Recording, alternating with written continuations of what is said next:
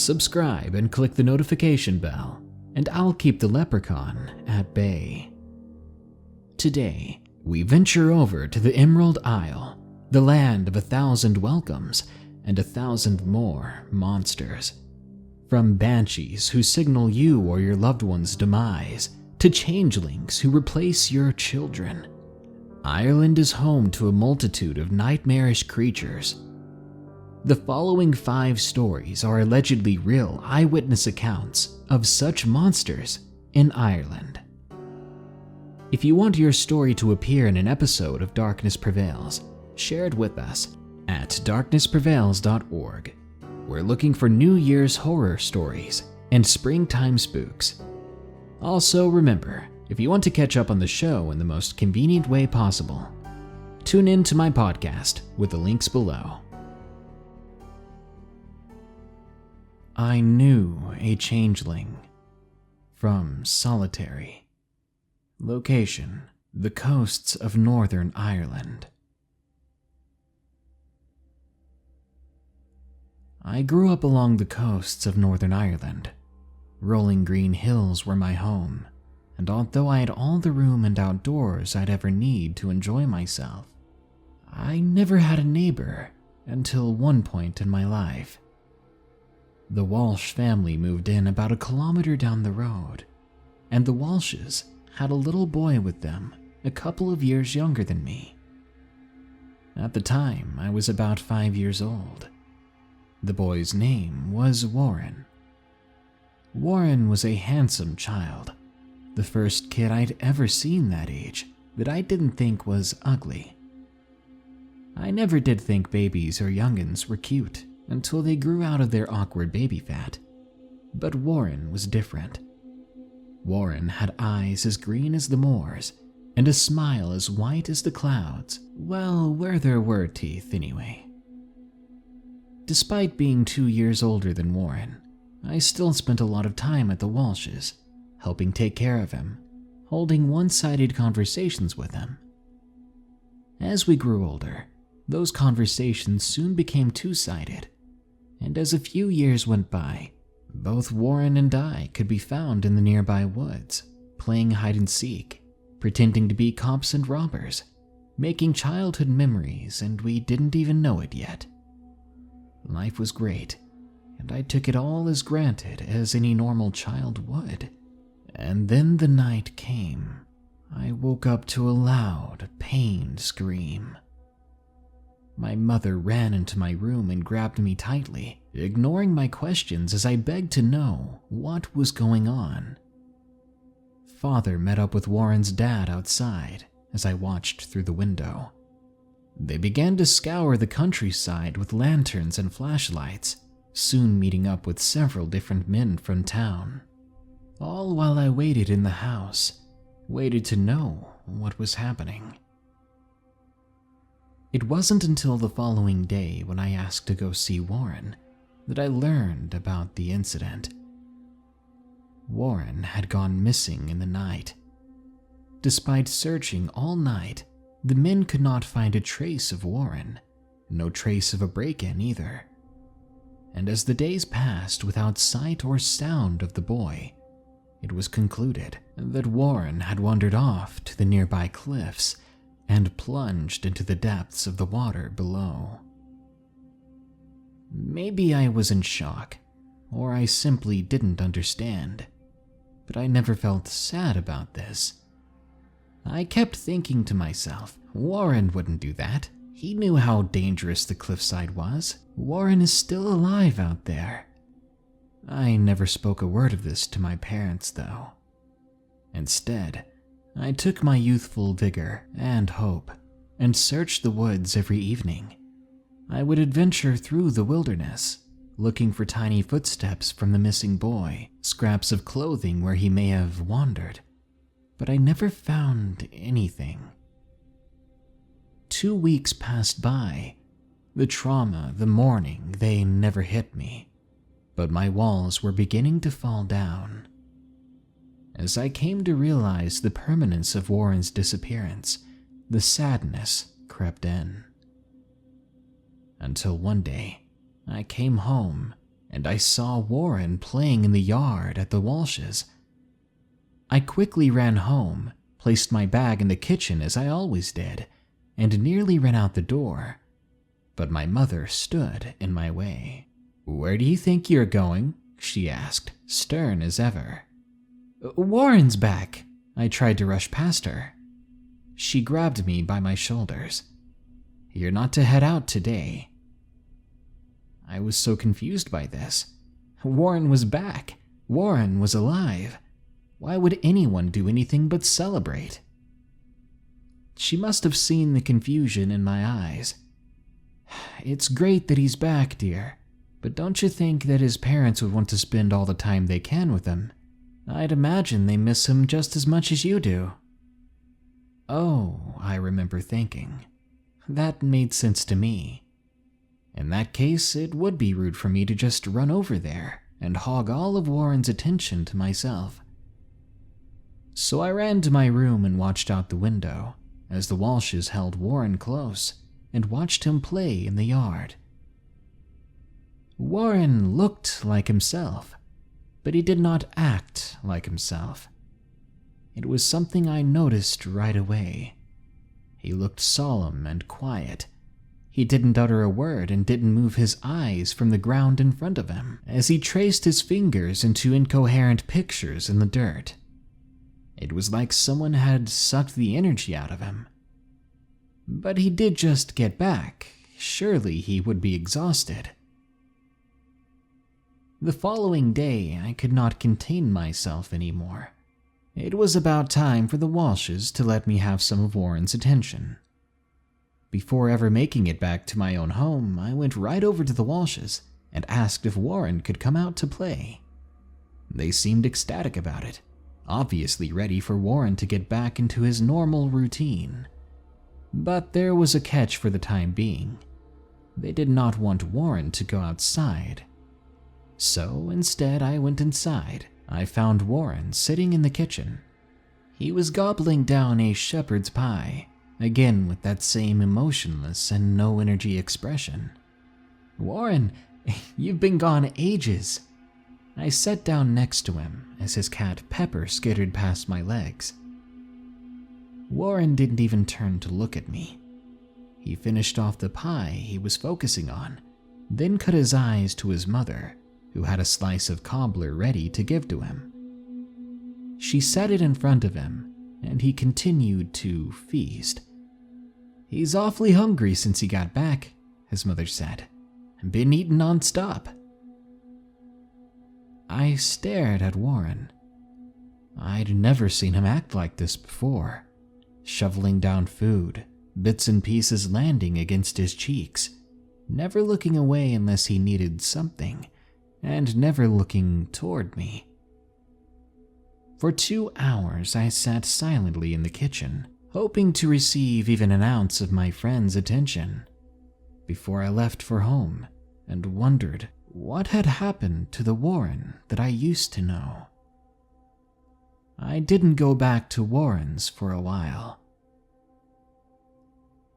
One evening, when my mother was sick in bed asleep, and my father was out chopping wood, I heard a light knock at our door. Excitedly, I went to answer it. "Hello," I called as I opened the door. Warren was standing at the doorstep. His eyes looked glossy as if he was about to cry, and there was cherry jam or strawberry jam on his face. I did something bad," he said to me. He didn't even sound the same. His voice was void of all life. "What do you mean, Warren?" I asked. He held out his hand. Remembering how close the two of us used to be, I latched onto him, and he led me to his house down the road at a fast walk. The first thing I noticed when we arrived was that his parents were away. "They're in town," Warren answered before I even asked. His voice was monotone. Warren led me to his parents' bedroom. "We shouldn't be in here," I began to say before I saw something strewn halfway under his parents' bed, She hides away in there when she's scared. I had to pull her out," Warren explained with a calmness to his voice that shocked me. I couldn't take my eyes off of it. There was a lifeless mess of a cat in the floor. You couldn't even tell it had ever been a cat if you didn't see the bell collar within the pile. I looked at the mess, realizing then that the stuff that was on Warren's face was not jam. As I ran out of his house, I heard Warren say behind me, "I was hungry." That was the last I ever heard or saw of Warren, or what had replaced Warren. When the Walshes returned home, that poor family, Warren was gone again, and this time he never came back. I'm in my 40s now, still living here in Northern Ireland. I try to focus on the bright memories that me and the real Warren made back then, the parts that made my childhood happy and fun. But those memories, they're tainted, because I cannot recall the good ones without recollecting the bad. Growing up after that, Mom and Dad were quite vocal with their opinions on what happened to Warren. It was the first I'd ever heard of something called a changeling, but I think I'm starting to believe that that's what it was. The Warren that came back was a changeling, and sadly, that explanation fits my reality all too well. I miss you, Warren. Beware the Banshee. From Cairn. Location: Westport, Ireland. As a teenager, I never really ran out of things to do in Westport. To this day, it's a beautiful place and quite a great spot for tourists if you're ever feeling adventurous. Now, my family has always been superstitious. Growing up, I heard every kind of story. Leprechauns, fae folk, the good people, and of course, banshees. Even as a youth, I knew these stories weren't more than legends to keep me entertained and innocent. But something happened when I was 19 that made me a believer right quick. It was a very cold winter in Westport, the kind of cold where even if you wanted to walk a ways down to the shop for some coffee or tea, you couldn't be bothered. You stayed in, enjoying what you had and hopefully making good company of the friends or family you had around you. Unfortunately for me, my flatmate was out of town with family for the week, and I lived far and away from my own family, who had moved to England not too many years ago. It was a pretty lonely winter for me, but I kept myself busy. I cleaned the flat, which eagerly needed it, then sat down with some World of Warcraft at my PC. The internet there at the time was quite shoddy, but it was playable for an MMO like WoW. I stayed up past dark. The people walking by outside dwindled until the streets were empty, and I didn't take notice of it until I'd finished a raid with my current party. The clock on my PC read 2:11 a.m. I remember that vividly. I sprawled out in my chair having a good stretch, then slouched down as I wondered what else I could do to pass the night. I wasn't tired at all, but there was naught to do in that flat besides video games. Luckily, I remembered we had borrowed a DVD of Pan's Labyrinth from some neighbors a while back. I found the case under the sofa and placed the disc into our DVD player. I lay on the couch, head at one end and feet at the other, and before the trailers ever finished, I had fallen asleep. Again, I never felt tired at all that night, so that came out of nowhere. An unknown amount of time later, I woke up to the most frightening start. It's not every day that you wake up to the sound of a woman screaming her lungs out barely a meter outside your front door. It was unnaturally loud as well, as I found myself clapping my hands against my ears. Gooseflesh flooded my skin. I was scared.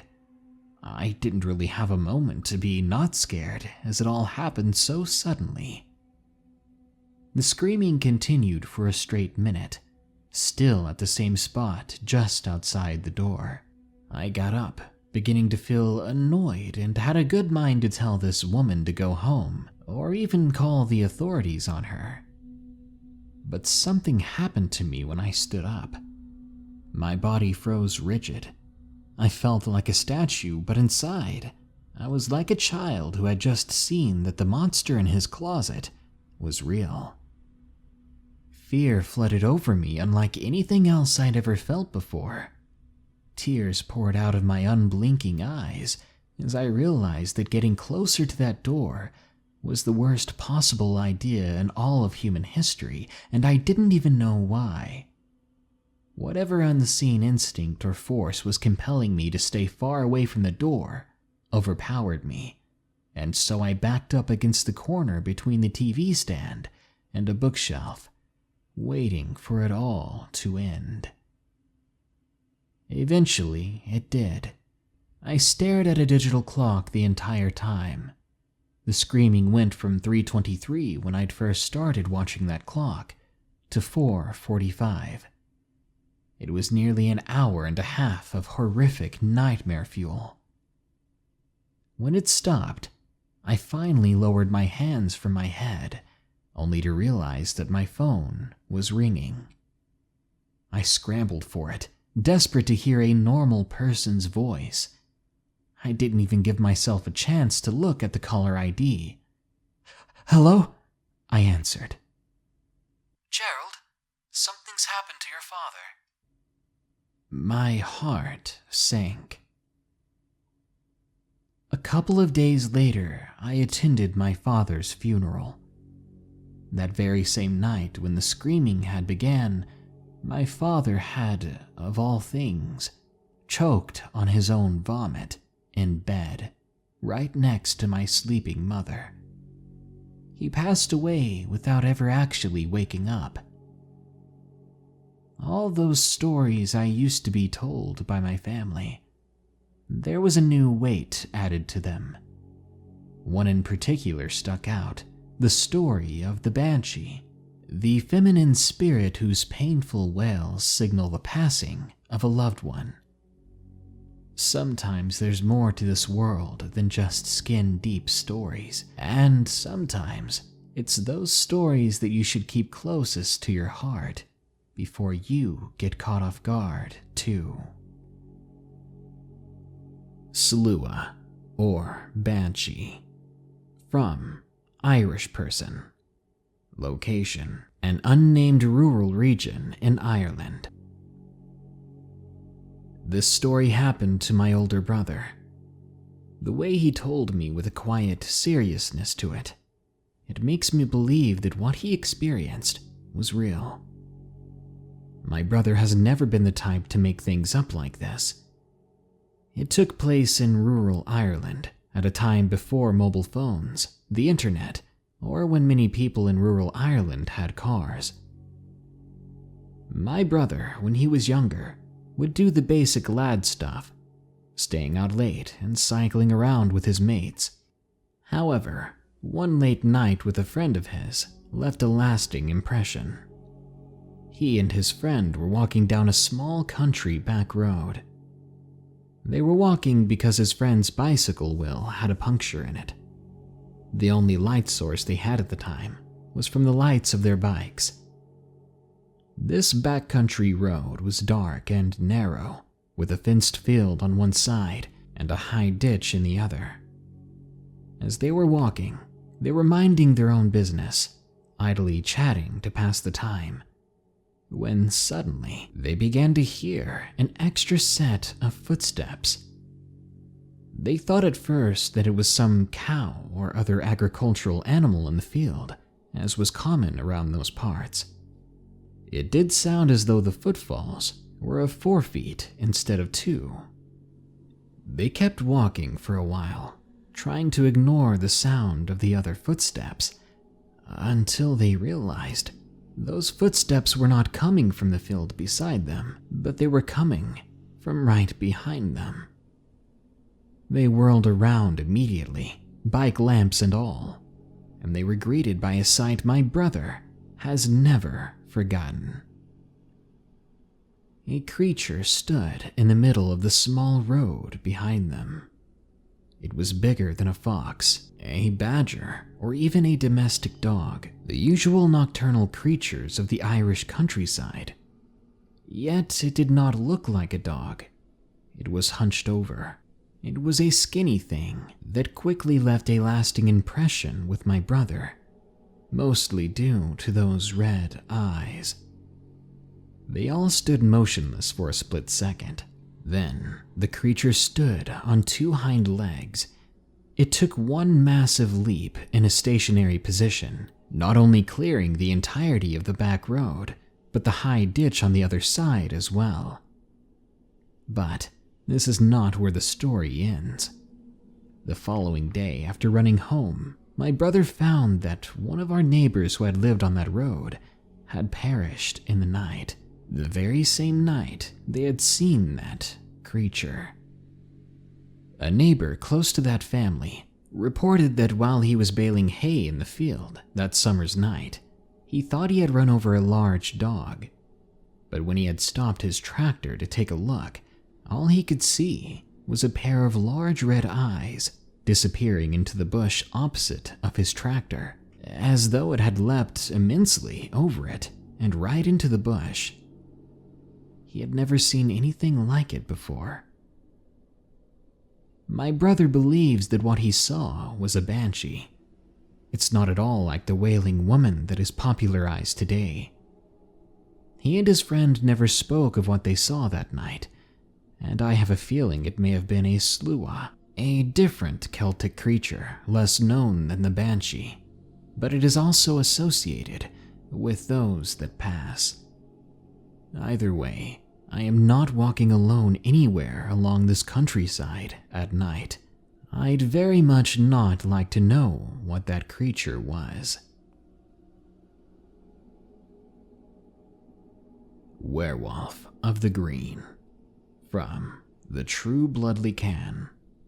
Location: Northern Ireland. Let me ask you a question. Have you ever seen something that has scared you so much that you feel as though you will never recover?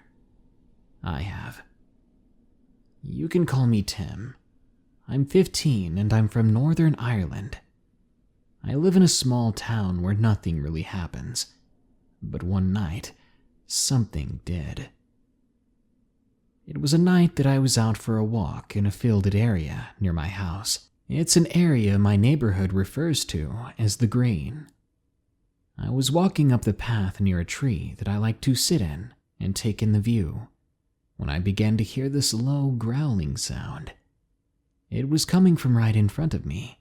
Being the fool I was, I didn't take it as a warning and simply thought of it as a dog. I even called out to it. Then my heart sank and I couldn't breathe when the thing revealed itself. If it was a dog, it was the biggest dog I'd ever seen, but dogs don't stand on two legs like this thing was. It towered over me, maybe 6 or 7 feet tall. In the light of the moon, I could see drool hanging from its open jaw. Its fur was dark, but I couldn't tell if it was black or just a darker shade of gray. Then there were its eyes. They were a bright, sickly yellow. They were all I could look at when I saw them, absorbing my entire focus. After what felt like hours, I finally fell out of whatever trance I was in, and I bolted back home. I ran so fast, I tripped and fell in the dirt, the entire front of my hoodie becoming caked in mud. When I made it home, somehow alive, I slammed the door shut and I locked it behind me. My parents ran out of the front room after hearing the commotion of me running inside, and they were asking me what was going on, but I couldn't speak at all. All that came out of my mouth were inaudible whimpers. I went to bed as normal, but I could not sleep.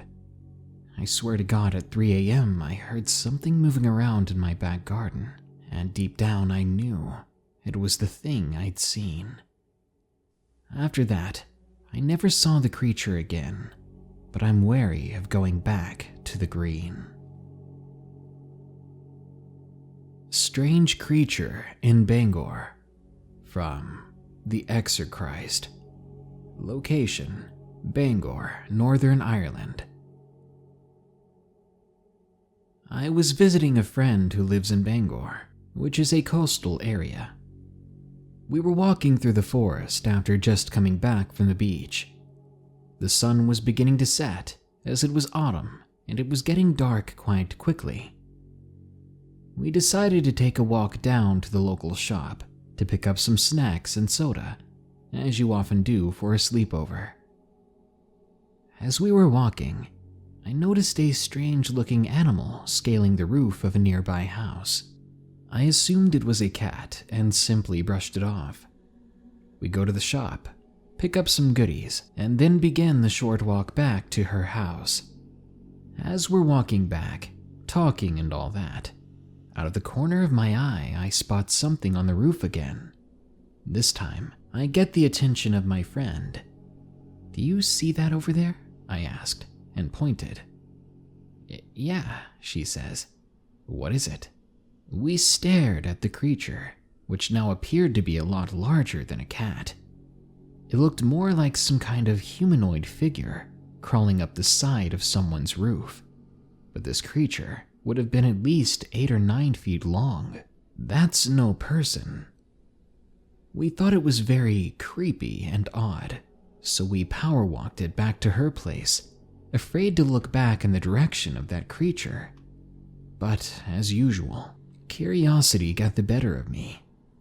I looked back, and the creature was no longer there. Beginning to panic, I scanned the surrounding houses and found it again, crawling over the rooftops, luckily moving in the opposite direction of us. To this day, I can't find any stories like it, or any accounts of creatures similar to this. If you've experienced something like this, I'd love to hear about it. Don't let these stories scare you too much. Ireland is one of the places I want to visit most in the world. Its beauty is often unmatched, and its mythology, obviously, is quite deep. Plus, if you do encounter something there, imagine the stories you could tell, and the stories you could share with me, and that I could share with the world. Anyway, if you ever do find yourself in Ireland, or you live there, be safe and take plenty of pictures. You never know what you'll find in them later. Good night. Be sure to like, share, comment, and subscribe if you enjoyed this episode. Remember, if you want a chance for your story to be featured on an episode of Darkness Prevails, you can share it with us at darknessprevails.org. We're looking for New Year's stories and springtime spooks. If you want to support this channel further, you can go to patreon.com/darknessprevails. Or if you're on YouTube, click the shop button below, or go to teespring.com/stores/darknessprevails to browse our merchandise. Thank you. Now, as usual, here are my 5 favorite early comments from the previous episode, about 10 scary sleepover stories. Night Darkhound says, I got this notification right when I clicked on a video of cursed images. Maybe you're already cursed, in the best way possible. Also known as being subscribed to Darkness Prevails. Kaiba Girl 17 says, Yay, you posted a video on my birthday. Best present ever, Darkness. Happy late birthday. Hope you made it a good one. And I definitely posted that as a birthday present on purpose. Reginum Secunter Somnia says, super early for once. I was just looking for something to listen to as I build a shelf for my ball python. Ball python horror stories. Oh yeah. Fraser Smith says, could you do 5 or 10 scary stories from the UK? Oh, you might enjoy this video then. Vitaly Golosevich says, Because of these stories, I'd like to ask Darkness for a new pair of pants for Christmas. Well, I had them ready for you, but I had to use them because I read these stories for a living, and I'm always desperately in need of pants. Well, that brings us to the end of this episode of Darkness Prevails, but don't you worry, because more scary stories are on the way, so stay tuned. Until next time, here are the credits to my wonderful patrons who continue to donate. Remember, stay safe out there, and stay creepy, because this world is a strange one.